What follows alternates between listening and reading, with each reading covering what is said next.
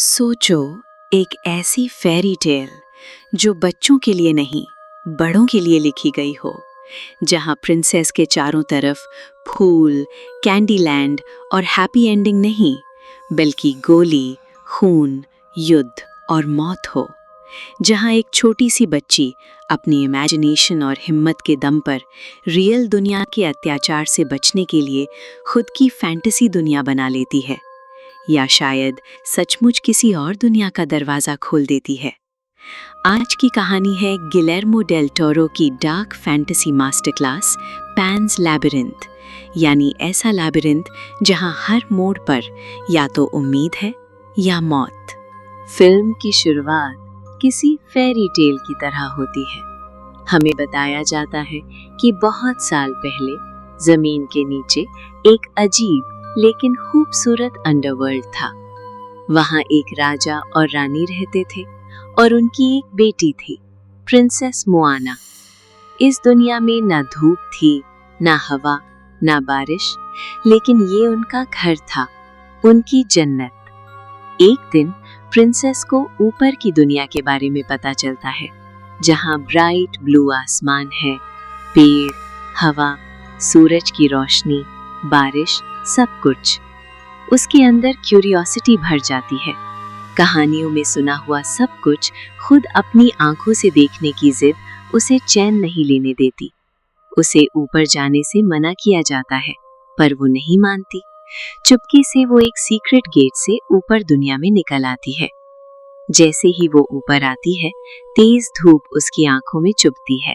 उसकी बॉडी नई दुनिया के क्लाइमेट को नहीं झेल पाती। वो बीमार पड़ जाती है और थोड़े वक्त बाद मर जाती है। उसके पेरेंट्स को बस इतना पता है कि उनकी बेटी कहीं खो गई है, लेकिन उन्हें उम्मीद है उसकी सोल किसी न किसी रूप में, किसी और इंसानी शरीर में, किसी समय वापस जरूर आएगी। तब तक वो दुनिया के अलग अलग कोनों में अलग अलग गेट्स बनाकर उसे वापस बुलाने का इंतजार करेंगे। यहीं से कहानी कूद जाती है 1944 स्पेन में, जहां सिविल वॉर खत्म तो हो चुकी है, लेकिन जंगलों में अब भी रेबेल गेरिल्ला फाइटर्स और फैशिस्ट सोल्जर्स के बीच लड़ाई चल रही है। यहाँ हम मिलते हैं एक छोटी लड़की से, ओफेलिया, जो फेरी टेल्स की किताबों में खोई रहती है। ओफेलिया अपनी माँ के साथ एक जंगल के बीच बने पुराने मिल कैंप पर जा रही है, जहां उसका नया stepfather captain Vidal posted है। एक बेहद रूथलेस, ठंडे दिमाग वाला मिलिट्री ऑफिसर जो फ्रैंकोइस्ट रिजीम के लिए रेबल्स को खत्म कर रहा है। रास्ते में पेड़ों के बीच ओफेलिया की नजर पड़ती है एक अजीब पत्थर पर, जिस पर एक आंख बनी है। पास में उसे एक टूटी फूटी स्टोन स्टैचू दिखती है, जिसकी एक आंख गायब है। ओफेलिया वो पत्थर लेके स्टैचू की मिसिंग आई में फेंट कर देती है, और उसी वक्त स्टैचू के मुंह से एक अजीब सा कीड़ा बाहर निकलता है, जैसे कोई छोटा इंसेक्ट या बीटल। ओफेलिया उसे क्यूरियोसिटी से देखती है, उसे एंजल जैसा मान लेती है, पर माँ की आवाज आती है, वो आगे बढ़ जाती है। इंटरेस्टिंग बात यह है कि वो कीड़ा अभी से उसका पीछा करने लगता है, जैसे कोई उसे कहीं बुला रहा हो। घर पहुंचने पर हमें कैप्टन विडाल का परिचय मिलता है, ओफेलिया का नया स्टेप फादर, जो उसे ज्यादा पसंद नहीं करता। उसकी सारी अटेंशन सिर्फ एक चीज पर है, उसकी प्रेग्नेंट वाइफ से पैदा होने वाला बेटा। उसे सिर्फ अपना एयर चाहिए, उन्हें नहीं।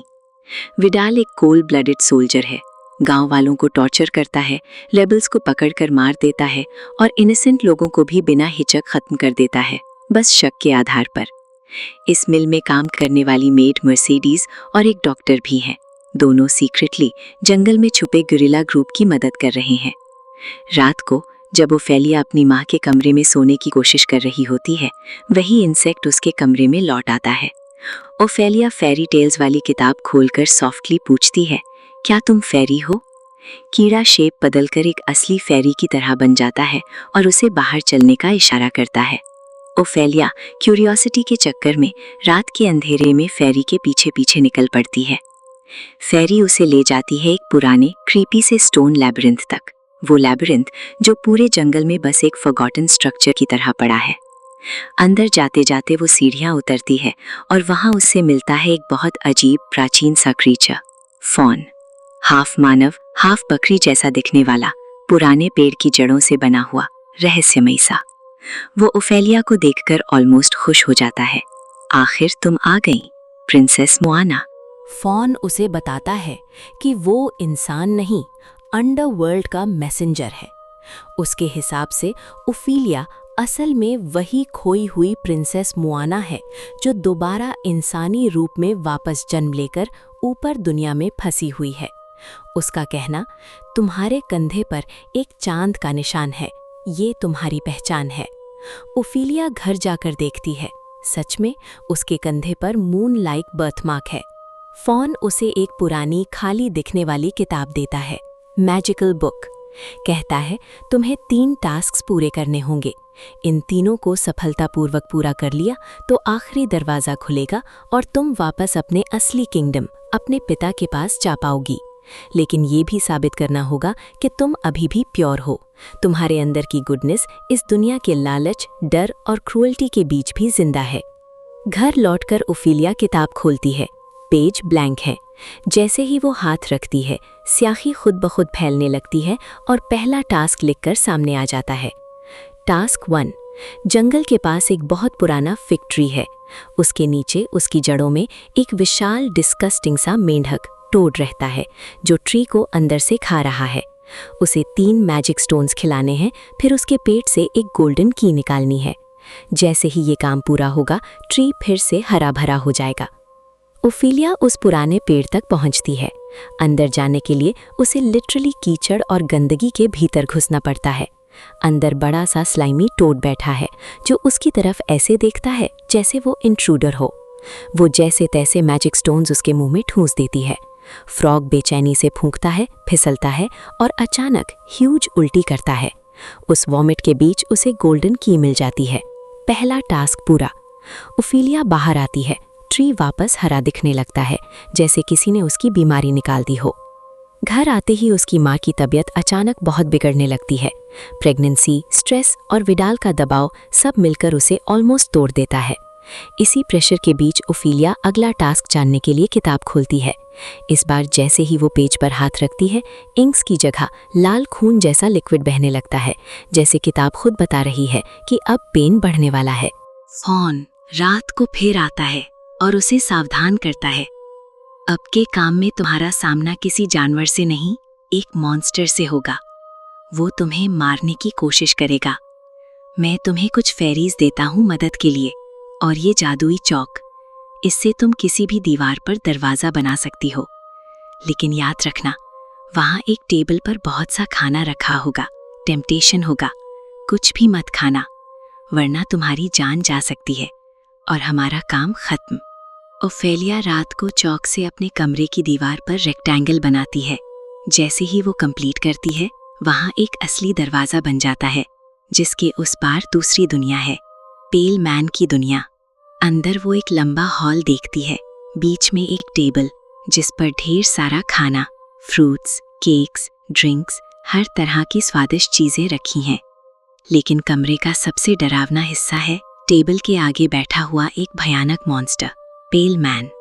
उसका चेहरा ऑलमोस्ट खाली है, आंखें नहीं, सिर्फ गड्ढे, त्वचा सफ़ेद, सूखी, झुर्रियों वाली, हाथ लंबी, उंगलियां पतली। उसकी आंखें प्लेट पर कैप्ड हैं। दीवारों पर बच्चों की हॉरिफाइंग पेंटिंग्स हैं, जैसे ये क्रीचर बच्चों को खाता रहा हो। फेरीज बार बार याद दिलाती हैं, किसी चीज़ को हाथ मत लगाना, सिर्फ अपना काम करो। ओफेलिया छोटी दरवाज़ों की तरफ जाती है, की से एक डोर खोलती है और अंदर से एक गोल्डन डैगर निकालती है। यही उसका एक्चुअल टास्क था। काम ऑलमोस्ट हो चुका है, लेकिन निकलते समय उसका मन उस टेबल पर लगे खाने पर अटक जाता है। एक छोटी सी ग्रेप उठाकर वो खा लेती है। ये एक छोटी गलती नहीं, पूरा डिजास्टर है।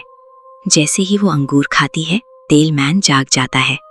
वो अपनी आंखें उठाकर अपने हाथों की हथेलियों में फिट करता है, उन्हें चेहरे के सामने रखता है। अब उसकी आंखें हाथों में हैं और वो ओफेलिया को देख सकता है। पेल मैन ओफेलिया की तरफ बढ़ता है, लकड़ी के जूतों की ठक ठक के साथ। फेरीज उसे रोकने की कोशिश में उसके पास जाती हैं, पर पेल मैन उन्हें पकड़कर खा जाता है। 2 फेरीज उसी वक्त मर जाती हैं। ओफेलिया डर के मारे भागती है। दरवाज़ा पीछे से बंद होने लगता है। वो आखिरी सेकंड में चौक से दूसरा गेट बनाकर किसी तरह अपने कमरे तक पहुंच जाती है। उसकी घड़ी दिखाती है कि समय खत्म हो चुका है।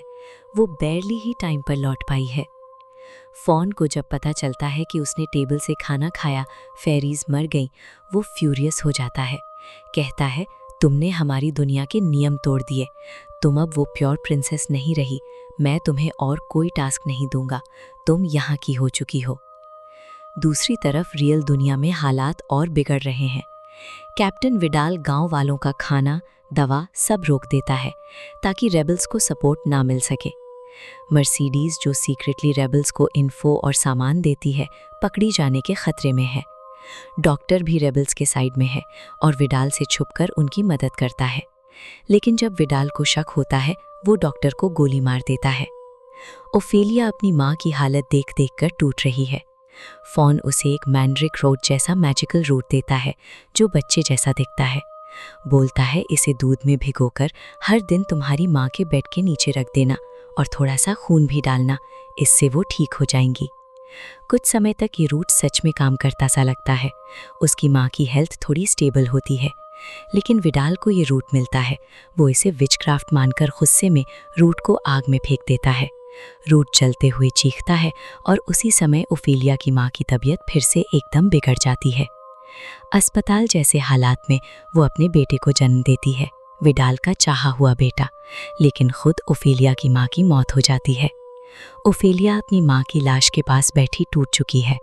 उसके लिए ऊपर की दुनिया में अब कुछ नहीं बचा। ना लविंग फादर, ना मदर, ना कोई सेफ प्लेस। बस एक क्रूअल स्टेप फादर और युद्ध से भरा जंगल। इसी बीच विडाल को मर्सिडीज पर पूरा शक हो जाता है। वो उसे पकड़ लेता है, बांध कर रखता है, टॉर्चर करने की प्लानिंग करता है। मर्सिडीज खुद भी रेबल्स से जुड़ी हुई है। वो तय करती है कि अब भागना पड़ेगा और साथ में ओफेलिया को भी यहाँ से ले जाएगी। लेकिन जंगल की ओर भागते वक्त विडाल और उसके सोल्जर्स उन्हें पकड़ लेते हैं।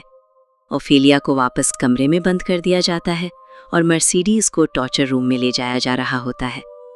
लेकिन मर्सिडीज कमजोर नहीं है। विडाल के पास पहुंचते ही वो अपनी छिपी हुई नाइफ निकालती है, विडाल के मुंह और कंधे पर गहरी चोट करती है और किसी तरह वहां से भाग जाती है। सोल्जर्स पीछे पड़ते हैं, लेकिन रेबल्स जंगल से निकलकर सोल्जर्स पर हमला कर देते हैं और मर्सिडीज को बचा लेते हैं। अब ओफेलिया अकेली है, कमरे में बंद, माँ नहीं, स्टेपफादर साइको, बाहर युद्ध। इसी लोएस्ट पॉइंट पर फॉन एक आखिरी बार वापस आता है। वो सॉफिन हो चुका है। कहता है, मैं तुम्हें एक और मौका दूंगा। फुल मून की रात खत्म होने से पहले तुम अपने बेबी ब्रदर को लेकर लैबिरिंथ में आओ। ये तुम्हारा तीसरा और आखिरी टास्क होगा।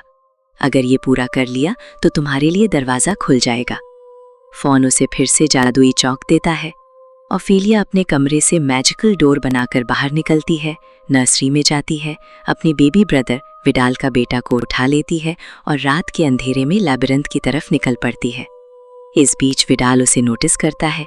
ये समझकर कि रेबल्स ने शायद हमला किया, वो भी गन लेकर उसके पीछे भागता है। ओफेलिया लैबिरिंथ के बीच एक अजीब पैनल के आगे पहुंचती है। वहीं फॉन इंतजार कर रहा है। फॉन बोलता है, ये आखिरी टेस्ट है। इस चाइल्ड की कुछ बूंदें जमीन पर गिरानी होंगी, इनोसेंट ब्लड। इससे गेट खुलेगा और तुम अपने असली पिता के वर्ल्ड में जा सकोगी। ओफेलिया शॉक हो जाती है। मैं अपने छोटे भाई को चोट नहीं पहुंचा सकती। अगर यही शर्त है तो मैं यहीं रहना पसंद करूंगी, लेकिन इसका खून नहीं बहाऊंगी। फॉन उसे समझाने की कोशिश करता है, पर ओफेलिया फर्म रहती है। आखिर में फॉन निराश होकर कहता है, तो तुमने हमारा मौका खो दिया, और डार्कनेस में गायब हो जाता है। इसी पल विडाल वहां पहुंच जाता है। उसे कुछ नहीं दिखता, ना फॉन, ना कोई मैजिक क्रीचर। बस उसकी बेटी लैबिरिंथ के बीच खड़ी है, हाथ में उसका बेटा।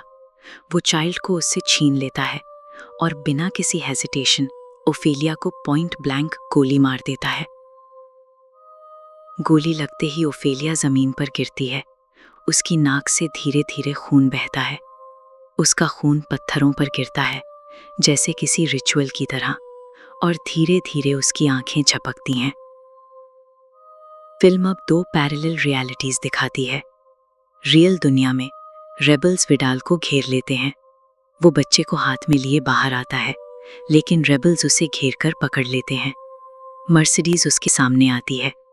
विडाल अपने यूजुअल एरोगेंस में कहता है, मेरे बेटे को बता देना कि उसके पिता कैसे मरे। मर्सिडीज ठंडे टोन में कहती है, तुम्हारा बेटा तुम्हारा नाम तक कभी नहीं जानेगा, और रेबल्स विडाल को गोली मार देते हैं। दूसरी तरफ फैंटेसी दुनिया में हम देखते हैं कि ओफेरा किसी रॉयल ड्रेस में एक भव्य अंडरग्राउंड पैलेस में खड़ी है। सामने उसका असली फादर, अंडरवर्ल्ड का किंग, उसकी मदर, कोर्ट, सब खड़े हैं। वो मुस्कुरा रहे हैं, कहते हैं, तुमने तीसरा टास्क पूरा कर लिया। तुमने अपने भाई को हार्म करने से इनकार कर दिया और अपनी जान की कुर्बानी दे दी। यही साबित करता है कि तुम्हारी गुडनेस बची हुई है।